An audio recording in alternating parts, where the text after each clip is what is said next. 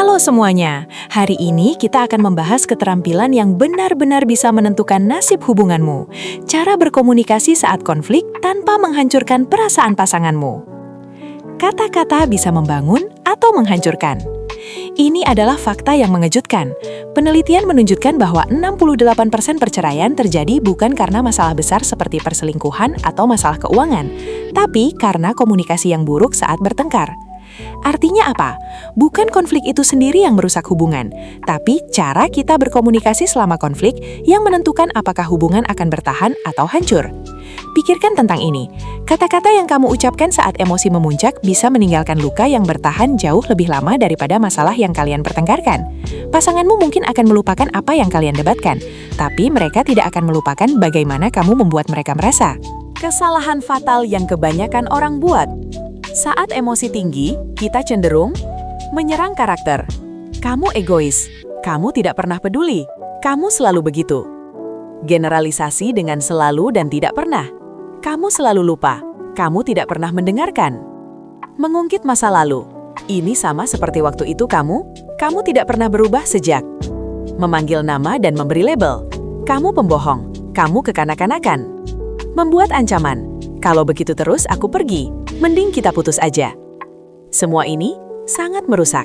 Ini bukan menyelesaikan masalah, ini menciptakan luka yang lebih dalam. Bayangkan kalau konflik justru memperkuat hubungan. Sekarang bayangkan skenario yang berbeda. Kamu dan pasanganmu sedang tidak sepakat, tapi kalian berkomunikasi dengan cara yang penuh hormat. Kalian menyampaikan kebutuhan dan perasaan tanpa menyerang satu sama lain. Kalian benar-benar mendengarkan dan berusaha memahami. Hasilnya, masalah terpecahkan, tidak ada yang terluka, dan sebenarnya kalian merasa lebih dekat setelahnya karena berhasil melewati tantangan bersama.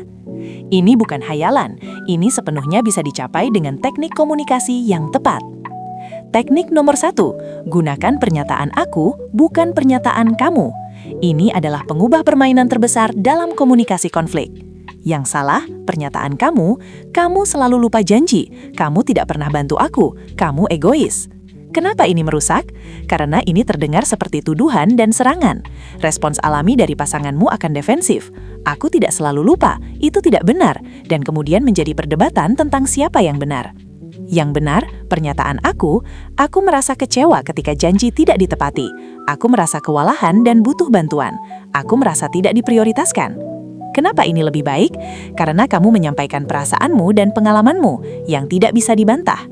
Pasanganmu tidak bisa berkata, tidak, kamu tidak merasa seperti itu. Formula pernyataan aku. Aku merasa emosi ketika perilaku spesifik karena alasan. Contoh, aku merasa diabaikan ketika kamu main HP saat aku bicara, karena aku merasa apa yang aku katakan tidak penting untukmu. Teknik nomor 2. Fokus pada perilaku spesifik, bukan karakter. Jangan serang siapa mereka, bahas apa yang mereka lakukan. Salah, kamu orang yang tidak bisa dipercaya. Benar, aku kesulitan percaya ketika janji tidak ditepati. Salah, kamu tidak perhatian. Benar, aku butuh lebih banyak waktu berkualitas bersama. Salah, kamu tidak pernah peduli sama aku. Benar, aku ingin merasa lebih didengar ketika aku berbagi sesuatu yang penting. Lihat perbedaannya. Satu menyerang karakter mereka yang terasa seperti penolakan terhadap siapa mereka. Yang lain membahas perilaku spesifik yang bisa diubah. Teknik nomor 3. Hindari selalu dan tidak pernah. Kata-kata ini adalah pemicu eskalasi konflik. Hampir tidak pernah benar secara faktual dan membuat orang defensif. Alih-alih. Kamu selalu telat. Katakan, aku perhatikan kamu telat 3 kali minggu ini, dan itu membuatku merasa seperti aku tidak diprioritaskan. Alih-alih, kamu tidak pernah bantu aku. Katakan, aku merasa kewalahan dengan pekerjaan rumah akhir-akhir ini. Bisa kamu bantu dengan tugas spesifik? Teknik nomor 4. Tetap di masa kini. Jangan mengungkit masa lalu. Saat berdebat tentang satu masalah, jangan bawa setiap kesalahan masa lalu. Salah?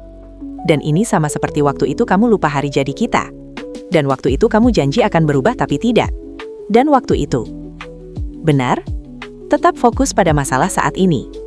Aku ingin membahas apa yang terjadi hari ini. Mengungkit masa lalu hanya menciptakan efek tumpukan yang membuat penyelesaian tidak mungkin. Fokus pada satu masalah dalam satu waktu. Teknik kelima, ambil jeda kalau emosi terlalu tinggi. Ini sangat penting ketika emosi meningkat sampai titik di mana percakapan produktif tidak mungkin, berhenti sejenak. Cara melakukannya dengan benar. Jangan pergi begitu saja. Katakan sesuatu seperti, "Aku merasa terlalu emosional sekarang untuk bisa berdiskusi dengan produktif. Bisa kita jeda dan lanjut dalam 30 menit setelah kita berdua lebih tenang?" Sepakati waktu spesifik untuk melanjutkan. Kita lanjut jam 8 malam, oke? Selama jeda, jangan terus memikirkan atau menyiapkan argumenmu. Sebaliknya, lakukan sesuatu yang menenangkan. Ambil napas dalam, jalan-jalan sebentar, minum air. Saat melanjutkan, mulai dengan segar. Jangan langsung mengambil dari tempat pertengkaran panas berhenti. Teknik keenam, serang masalahnya, bukan orangnya. Pergeseran pola pikir mendasar. Ini bukan aku lawan kamu, ini kita lawan masalah. Pola pikir salah. Kamu yang salah dan kamu harus berubah. Pola pikir benar, kita menghadapi masalah ini. Bagaimana kita bisa menyelesaikannya bersama? Gunakan bahasa yang mencerminkan kemitraan. Bagaimana kita bisa mengatasi ini? Apa yang bisa kita lakukan secara berbeda? Mari kita selesaikan ini bersama. Teknik nomor 7, validasi sebelum merespons. Bahkan saat tidak setuju, validasi perasaan mereka terlebih dahulu. "Aku mengerti kenapa kamu merasa seperti itu," atau "Aku dengar apa yang kamu katakan," sebelum menyampaikan perspektifmu. Ini tidak berarti kamu setuju. Ini hanya berarti kamu mengakui pengalaman mereka sah bagi mereka. Contoh penerapan nyata. Mari kita lihat transformasi dari komunikasi merusak ke membangun. Skenario, pasanganmu lupa makan malam kencan yang sudah direncanakan. Versi merusak. Kamu selalu lupa. Kamu tidak pernah menghargai aku. Kamu egois dan tidak perhatian. Aku sudah capek dengan sikapmu. Mending kita putus aja. Aku merasa sangat kecewa dan terluka karena kita sudah merencanakan makan malam ini seminggu yang lalu. Aku sangat menantikannya. Dan ketika kamu lupa, aku merasa seperti aku tidak cukup penting untukmu. Bisa kita bicara tentang bagaimana memastikan ini tidak terjadi lagi? Lihat perbedaannya. Yang pertama menciptakan sikap defensif dan eskalasi.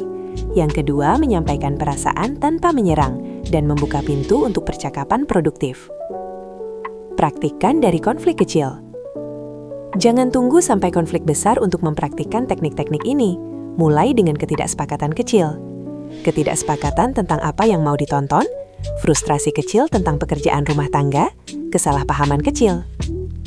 Praktikkan pernyataan aku, hindari selalu atau tidak pernah, tetap tenang, dalam situasi yang tidak terlalu penting.